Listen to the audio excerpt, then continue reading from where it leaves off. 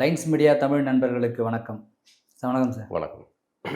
சிவகங்கை மாவட்டம் Thirubuvanam அஜித்குமாரோடைய lockup death. இதுக்கு முன்னாடி நடந்த நிறைய லாக்அப் டெத்தும் இதுதான் கடைசியாக இருக்கட்டும் சொல்லிட்டு தமிழக மக்களும் சரி சமூக வலைதளம் நிறைய போராட்டங்கள் பண்ணுறோம். அது இதுவாக முடிவு பெறும்னு நினைக்கிறோம். ஆனால் ஒவ்வொன்றும் தொடர்ந்து வந்துட்டே தான் இருக்குது.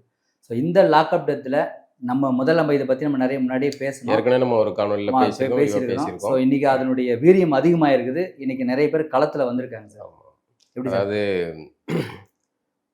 ஒவ்வொரு முறையும் நீங்கள் சொன்ன மாதிரி ஏற்கனவே ஒவ்வொரு முறையும் இந்த மாதிரி லாக்அப் கொலைகள் நடக்கும்போது, போலீஸ் கொலைகள் நடக்கும்போது எல்லாரும் கொந்தளிக்கிறோம், பேசுகிறோம். எல்லார் வீட்லேயும் அதே உயிர் தானே. போலீஸ்காரங்க வீட்டு மனைவி பிள்ளைகளுக்கும் இந்த மாதிரியான காணொலிகள் பார்க்கும்போது அவங்களுக்கும் சங்கடமாக தானே இருக்கும். போலீஸ் துறை சார்ந்தவர்கள் நம்ம கணவர் இப்படி வேலை பார்க்காரோ, நம்ம கணவர் இந்த மாதிரி அடிப்பாரோன்னெலாம் தோணதானே செய்யும். ஆனால் ஜெயராஜ் ஃபெனிக்ஸ் அந்த கொலையில் அவங்க இதில் காணொலி எதுவும் வந்ததா நினைவில்லை. இப்போது அஜித்தோடைய வழக்கில் மிக முக்கியமாக போலீஸோடைய முகத்தில் கறி பூசுகிற மாதிரி, அரசோடைய முகத்தில் கறி பூசுகிற மாதிரி, ஆட்சியாளர் முகத்தில் கறி பூசுகிற மாதிரி ஆவணம் நமக்கு வந்திருக்கு. காணொலி ஆவணம். அந்த ஆவணத்தை எடுத்தவர் என்ன மணலில் அதை எடுத்திருப்பாருங்கிறத யோசிச்சு பார்க்கவே பயமாக இருக்குது. நமக்கு அந்த காணொலியை உண்மையிலே நான் அதை முழுசாக அதை பார்க்கவே முடியல என்னால். ஏன்னா அப்படி அடிக்கிறாங்க. அது போலீஸ்காரங்க அடிப்பாங்க தான், இந்த மாதிரி கடுமையான குற்றவாளிகள்கிட்ட இந்த மாதிரி நடந்துக்கிடுவாங்க தான் அப்படிங்கிறதெல்லாம் நம்ம திரைப்படங்களின் வாயிலாக பார்க்குறோம். சிலர் நடந்த சம்பவங்களை நம்ம புத்தகங்களை படிச்சிருக்கோம். ஆனால் இப்படி ஒரு காணொலி சாட்சியாக அந்த பையன் இறக்குறதுக்கு முந்தைய அந்த தாக்குதல் சம்பவங்கள்லாம் இப்படி காணொலியாக வரும்னு அவனும் எதிர்பார்த்துக்க மாட்டாங்க. இப்படி நம்ம பார்க்குற சூழல் நமக்கும் நேர்ந்தது தான். அது இப்போ அந்த பையனுடைய அம்மா, அவங்க குடும்பத்தை சேர்ந்தவர்கள் மணலில் எப்படி இருக்கும், அந்த பையன் அடி வாங்கி இப்படி மரணம் அடைஞ்சிட்டான். இப்போ அந்த காணொலி வெளியே வந்திருக்கு. இதை பார்க்க நொடியில் பார்த்த நொடியில் அந்த குடும்பத்துக்கு என்ன ஒரு பெயினாக இருக்கும். இது ஒரு பக்கம். இப்போ அரசு இதை எப்படியாவது மடைமாற்றிடலாம் அப்படிங்கிற மாதிரியான இதெல்லாம் பண்ணிக்கிட்டு இருந்தாங்க. சமூக வலைதளங்கள் மூலமாக அதனால மட்டும்தான் சமூக வலைதளங்கள் தமிழர்கள் அரசு குறித்து விமர்சிக்கக்கூடிய குறைவான ஆட்கள் அவர்கள் மட்டும்தான். பெருவாரியான கருத்து கந்தசாமிகள் எல்லாருமே மௌனத்தில் தான் இருந்தாங்க. நம்ம எல்லாம் அதை கேள்வி கேட்டு அதெல்லாம் நம்ம கேள்வி கேட்டு கிண்டல் பண்ணவும் விமர்சிக்கவும் அவர்களுக்கு எள்ளி நகையாடவும் ஆரம்பித்த உடனே இப்போ ஒவ்வொன்றா மெதுவாக இதுக்கு மேலே நம்ம பாயிண்ட் வரட்டுன்னு வெயிட் பண்ணால் ரொம்ப அசிங்கமாக போயிடும் அப்படின்ட்டு இப்போ கொஞ்சம் கொஞ்சமாக அதுவும் அதை எழுதுறது, அதை சொல்கிற இதுலலாம் பழனிசாமி ஆட்சியில் இருக்கிற அந்த வீரியம், கோபம், கொந்தளிப்பு, ஐயையோ அதெல்லாம் இதில் இல்லை. அப்படி மெதுவாக சாப்பிட்டா அரசுக்கு லைட்டாக மயில் இறகால தடவி கொடுக்குற மாதிரி பொத்தாம்பதுவா சொல்லிட்டு போகிறது. அரசு பேரை கூட இப்போ பழனிசாமி ஆட்சியில் ஒரு தாக்குதல் சம்பவம் ஒரு விஷயம் நடக்குது அப்படின்னா அதை நேராக பழனிசாமி அப்படின்னு சொல்லி சங்கி அடிமை அரசே அப்படின்லாம் பேசி எழுதவும் ரைட்டவும் குரல் கொடுக்கவும் செய்வாங்க. இதில் சொல்ல வேண்டியது என்ன, ஸ்டாலின் பேரை சொல்லி நீங்கள் கண்டித்து இது பண்ணுங்கள். ஆட்சி உங்களோட தான், போலீஸ் மந்திரி நீங்கள் தானே, காவல்துறை உங்ககிட்ட தானே இருக்குது. அதை சரியான முறையில் வச்சிக்க வேண்டியது பொறுப்பு யாருடையது? முதல்வரின் நேரடி கட்டுப்பாட்டில் இருக்கு. அப்போ உங்களுக்கு ஆட்சி நடத்த தெரியலையா? போலீஸை உங்களுடைய கண்ட்ரோலில் வைக்க தெரியல. யாரோ ஒருத்தங்க வாய்மொழி புகார் கொடுக்குறாங்க. அதுக்கு எஸ்பி அவர் ஒரு நடவடிக்கை எடுக்க சொல்லி உத்தரவு போடுறாங்க. உடனே கூட்டு போய் ஒரு பையனை அடித்து கொள்வீங்க, விசாரிக்க. நீதிமன்றம் இதை நமக்கு சுற்றி எவ்வளோ கெட்டது நடந்தாலும் இறுதியில் நீதித்துறை மீது நமக்கு கடைசி நம்பிக்கை. கடவுள் கூட நம்ம பார்த்தோமா இல்லைல்ல, நீதித்துறையே கடைசி நம்பிக்கையாக நம்ம ஜனநாயக அரசு அந்த சூழலில் நம்ம நம்புகிறோம். இப்போ இந்த வழக்கில் நீதித்துறை இறங்கி கடுமையாக அரசையும் காவல்துறையும் விமர்சனம் பண்ணியிருக்காங்க. நடவடிக்கையை நீங்கள் மடைமாற்றம்னு நினச்சா விட மாட்டோம் அப்படின்ட்டு இப்போ சொல்லியிருக்காங்க. 2 நாளாக இந்த போலீஸ் தரப்புல இருந்து அவங்களுடைய குடும்பங்களோ யாராக இருந்தாலும் சரி எதுவும் போராட்ட காலத்தில் வரல. அப்போ வெறும் சஸ்பெண்ட் தான் பண்ணியிருந்தாங்க. இப்போ அவங்க மீது கொலை வழக்கு பதியப்படணும்னு சொல்லும்போது அவங்க குடும்ப தரப்புல நிறைய பேர் நியாயம் இதெல்லாம் ஒரு வித்த, அதாவது தொழில் நேக்குன்னு சொல்லி உயரதிகாரிகள் நீங்க சொல்லி தானே இவங்க செஞ்சாங்க. அதாவது இப்போ இந்த விஷயத்துல அஜித்குமார் அந்த கொலையில நீதி வேணும்னு பலரும் குரல் கொடுக்க ஆரம்பிக்கிறாங்க. பொதுத்தளத்தில் கடுமையான அரசுக்கு நெருக்குதல் உருவாகுது அப்படின்னோடனே டக்குன்னு காவல்துறையை சேர்ந்த குடும்பத்தினரை களத்தில் இறக்கி விட்டாங்க. ஈக்குவலைசேஷன். ஆமாம், அதை சமன்படுத்துகிறாங்களாமா. அங்கே போராட்டம் நடக்குது. அந்த காணொலி பார்த்தேன், அந்த அம்மா பேசுகிற இது பார்த்தேன். அந்த காவல்துறையை சேர்ந்த குடும்பத்தை சேர்ந்த ஒரு பெண்மணி பேசுகிறாங்க. அதை ஒரு மனித புனிதர்கள் அவரை தூக்கி உள்ளே வச்சுட்டாங்கங்கிறதுக்கு அந்த அம்மா அம்மா ஒரு உயர் அதிகாரி சொன்னோம்னா அந்த செயல் தவறுன்னா நீ செய்யக்கூடாது. உங்க கணவன் வந்து இந்த காணொலியை பார்த்த பிறகு நீங்களாம் வெளியே தலை காட்டக்கூடாது. நியாயப்படி நீங்க வெளியே தலை காட்டக்கூடாது. நீங்க வெளியே வந்து போராட்டம் நடத்துறீங்க. போராட்டத்துக்கு எப்படி அரசு அனுமதிக்குது? எப்படி வந்து காவல்துறை அனுமதிக்குது? இப்படி ஒவ்வொரு குற்றவாளியும் வந்து அவங்க குடும்பத்தை சேர்ந்தவங்களாம் போராடலாமா? ஒவ்வொரு ஒவ்வொரு கூலிப்படை கொலைகள் நடத்துது. யாரோ ஒருத்தவங்க பணம் கொடுத்தாங்க சார். எங்க வீட்டுக்காரர் வந்து தெரியாம அப்படி மெதுவா கத்தியால குத்திட்டார் சார். அதுல அவர் இறந்துட்டார் சார். இதுக்கு அவர் எப்படி சார் காரணமாகும்? யாரோ ஒருத்தவங்க சொன்னாங்க சார். அப்படின்னு ஒவ்வொரு குடும்பத்துக்காரன் அவன் பொண்டாட்டி பிள்ளை எல்லாம் வந்து போராடினா சரியா இருக்குமா? உங்க புருஷன் மார் வந்து இவர் கேவலமான கொடூரமான செயலை செஞ்சிருக்காங்க. அதுக்கு நீங்க வெட்கப்படணும். உங்க வீட்டுக்காரனை வந்து செருப்பால் அடிக்கணும் நீங்க. எப்படிடா நீ இப்படி செய்வ? இந்த மாதிரி அவனும் நம்ம வீட்டு பிள்ளை மாதிரி தானே அப்படின்னு கேட்கணும் நீங்க. இதை பார்க்குற ஒவ்வொரு போலீஸ்காரன் வீட்டு குடும்பமும் வெட்கப்பட்டு வேதனைப்படணும். நம்ம வீட்டுக்காரன் இந்த மாதிரியான ஒரு செயலை செய்யக்கூடாது அப்படின்ட்டு. ஜெய்பீம் படம் பார்த்தப்போ எனக்கு ஞாபகம் இருக்கு, நல்ல ஞாபகம் இருக்கு. என் பையன் குடும்பத்தோட போய் பார்த்துட்டு அந்த படத்தை. என் பையன் 2வது பையன் இளஞ்செழியன் வந்து படம் பார்த்து முடிச்சோன்னு அவன் சொன்ன வார்த்தை வந்து, நான் ஒரு காலமும் போலீஸாருன்னா மட்டும் ஆயிர மாட்டேன்னா. இதுதான் வந்து ஒரு குழந்தை மனதுல வந்து ஒரு காவல்துறை எந்த மாதிரியான செயலை செஞ்சது அப்படிங்கிற எண்ணத்தை உருவாக்கின படம் அந்த படம். அப்படி ஒரு படம் வந்து எல்லாரும் கண்ணீர் விட்டு கதறி, முதல்வரெல்லாம் கண்ணீர் விட்டு கதறி அந்த மாதிரி பார்த்து ஒரு அதிர்வலைகளை உண்டு பண்ண ஒரு படம் வந்து சாட்சியாக இருக்கு உங்களுக்கு. ஏற்கனவே ஜெயராஜ் பனிக்ஸ் விஷயங்கள்லாம் நடந்திருக்கு. அப்படி ஒரு இதெல்லாம் எல்லாரும் போராடணும். அதுக்கப்புறம் இந்த ஜெய்பீம் படம் வந்தது, இந்த தாக்கம்லாம் உருவானது. அது ஏன் இந்த போலீஸ்காரங்க வீட்டில் அதை உருவாக மாட்டேங்குது? போலீஸ்காரனுக்கு மனசுல ஏன் உருவாக மாட்டேங்குது? போலீஸ்காரங்க ஏன் அதை எப்படி விசாரிக்கணும்னு தெரிய மாட்டேங்குது? ஒரு நகை திருட்டு பண்ண வழக்கு தானே, அதை நீதிமன்றம் கேட்குது இல்லை? போலீஸ்காரங்களுக்கு அடிக்கிறதுக்கு உரிமை யார் கொடுத்தா? தீவிரவாதி அவரு. அது கேட்குறாங்கல்ல. அப்போ ஏன் போலீஸ்காரங்களுக்கு அது தோண மாட்டேங்குது? எப்படி அந்த கொடூரமாக அடிச்ச அந்த காணொலியை பார்த்தா நெஞ்சு பதறது. இதில் வந்து உங்களுக்கு கூச்சம் இல்லாமல் நீங்கள் வந்து உங்கள் கணவர்மார்கள் புனிதர்கள் மாதிரி பேசுகிறீங்க. குழந்தைங்களை கூப்பிட்டு வந்து சிம்பத்தியை உருவாக்குறது, குழந்தைங்களை கொண்டு வரீங்க. நடவடிக்கை எடுத்துட்டுமே அப்படின்றாங்க. காவல்துறை உயர் அதிகாரி சொன்னோம்னா உங்கள் தவறை வந்து செய்யக்கூடாது. உங்கள் கணவர் காவல்துறை மக்களுக்கு சேவை செய்யறதுக்கு தான் போயிருக்காரு. அப்போ நாங்கள் செய்ய மாட்டோம்னு சொல்லுங்க. கீழ்நிலை அதிகாரிகள் ஊழியர்கள் சொல்லுங்க, நாங்கள் செய்ய மாட்டோம் சார். இது எல்லாருமே அதை சொன்னாதான் அது நடைமுறை. ஆமாம், அது நடைமுறைக்கு வரும். நீங்கள் வந்து உயர் அதிகாரிகளுடைய வந்து தவறான வழிகாட்டுதலுக்கு நீங்கள் ஒரு நடவடிக்கை இருக்கு. இதே இது தான் சார். ஒரு பையனை காதல் திருமணம் செஞ்சவங்களை வந்து கடத்தினாங்கல்ல, ஏடிஜிபி ஜெயராமன். அது அது அது அதுவும் சட்டவிரோத இதுதானே. அந்த பையன் கிடைச்சிருந்தோம்னா சோழியை முடிச்சிருப்பாங்க. பையன் கிடைக்காத போல தம்பி கிடைச்சான், தம்பி தூக்கிட்டு போனாங்க. அதெல்லாம் வந்து அது கண்ட்ரோல் ரூமுக்கு போய் விஷயம் பெருசானோன்னா இறக்கி விட்டு போயிட்டாங்க. இப்போ அந்த பையன் கிடைச்சிருந்தோம்னா கதையை முடிச்சிருப்பாங்கல்ல. ஏதோ ஒன்று ஆச்சு, ஏதோ பண்ணிட்டா, போகிறவள்ள தப்பி ஓடனா, எங்கள் மீது தாக்குதல் நடத்தினோம், நாங்கள் சுட்டோம் இப்படின்னு ஏதோ ஒரு கதை கட்டி முடிச்சிருப்பீங்களே. இப்போ இந்த பையன்குள்ளது நடந்தது. அது அந்த அந்த மனுஷன் யாருன்னு தெரியல. அப்படியான ஒரு காணொலியை அவன் எடுத்து ஒரு சமூகத்துக்கு வந்து மிகப்பெரிய ஒரு போலீஸோட புத்தி என்ன, அத்தனை பேர் மஃப்டியில் என்ன அடிக்கான் சார். அது உட்கார்ந்துருக்கிறது மனுஷன் தானே. நாய் இந்த ஜனநாயக நாட்டில் ஒரு குருவியோ நாய் நரியோ அடிச்சா கூட அத்தனை பேரும் பதறி போய் எல்லாரும் வந்து இது பண்ணுவாங்க. ஒரு சக மனிதனை இந்த அளவுக்கு கொடூரமா அடிச்சு கொண்டிருக்கீங்க, அவங்க சாகிற வரைக்கும். தண்ணியில வந்து மிளகாத்தூளை கடந்து குடிச்சிங்க. நீங்களாம் மனுஷங்க தானா? அந்த அளவுக்கு ப்ரெஷர் இருந்திருக்குமா சார் அவங்களுக்கு? இல்லை, அந்த அளவுக்கு ப்ரெஷர்னா என்ன ப்ரெஷர் இருந்தாலும் நீ எப்படி வந்து ஒரு சக மனுஷன் இந்த அளவுக்கு அடிச்சு கொள்ற அளவுக்கு போவீங்க? அதுல வேற வந்து வலிப்பு வந்து இறந்து போனார். எஃப்ஐஆர் வலிப்பு வந்து இறந்து. இப்போ உங்க மூஞ்செல்லாம் எங்க கொண்டு போய் வைப்பீங்களா? உங்க மூஞ்செல்லாம் எங்க கொண்டு போய் வைப்பீங்க? வலிப்பு வந்து இறந்தா எஃப்ஐஆர்லாம் வந்து எல்லாம் பேசாம, எஃப்ஐஆர் எழுதுற ரைட்டர் வழியெல்லாம் பேசாம வந்து எங்க சினிமாக்காரங்கிட்ட போய் சேர்ந்துருங்க. இப்படி கதை திரைக்கதை வசனம் எழுதுறதுக்கு இப்படி ஒரு கேவலமான பொழப்பா? ஒருத்தனை அடிச்சு கொண்டு விட்டு வலிப்பு வந்து இறந்து போனார்ன்ட்டு எழுதுறீங்க. எத்தனை கோடி கொடுத்தாலும் அதுக்கு இதாகுமா? அது தந்தை இல்லாத பிள்ளைங்க அம்மா கஷ்டப்பட்டு வளர்த்து உருவாக்கியிருக்காங்க.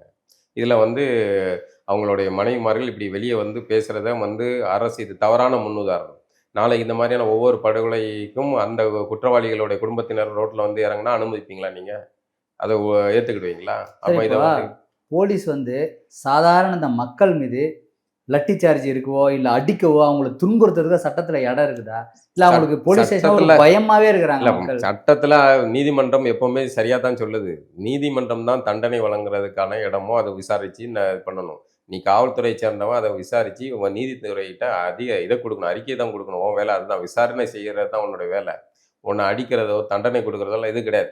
இதை மறைமுகமாக ஏதோ ஒரு வகையில் நம்மள மாதிரியான ஆட்களும் கூட ஒரு வகையில் இந்த மாதிரியான தாக்குதலுக்கு நம்மளும் தெரிந்தோ தெரியாமலோ காரணமாகும். இந்த மாதிரியான சாலையில் ஏதாவது யாராவது குடிச்சிட்டு ரகலை பண்ணுறாங்க, இல்லை போலீஸ்கிட்ட யாராவது அத்துமீறி நடக்கும்போது செய்திகள் வரும்.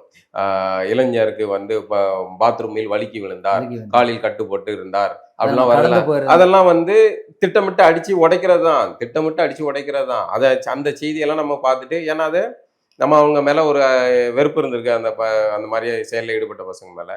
ஒன்று அவனுக்கு அவன் தேவைதான் அப்படின்னு கடந்து போகிறோம். அதனுடைய தொடர்ச்சி தான் வந்து இந்த மாதிரியான தாக்குதல் நடந்து உயிர் பலி வாங்குற அளவுக்கு போகுது.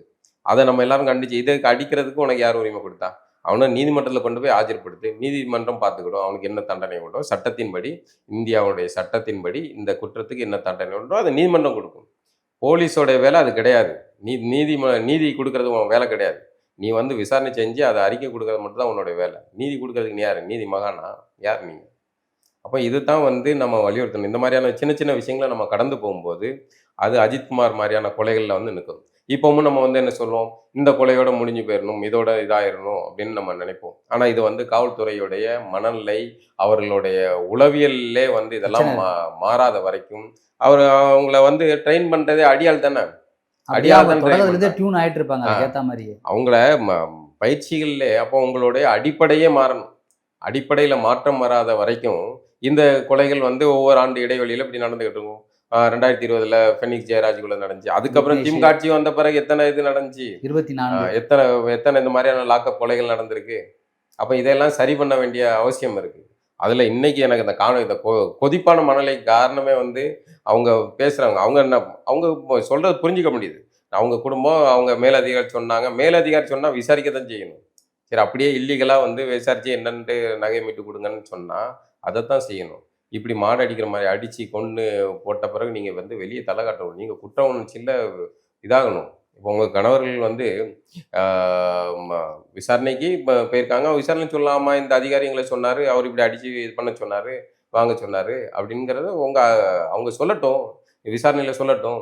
அதுக்கு என்ன தண்டனை உண்டோ அதை வந்து நீதிமன்றம் கொடுக்கும்.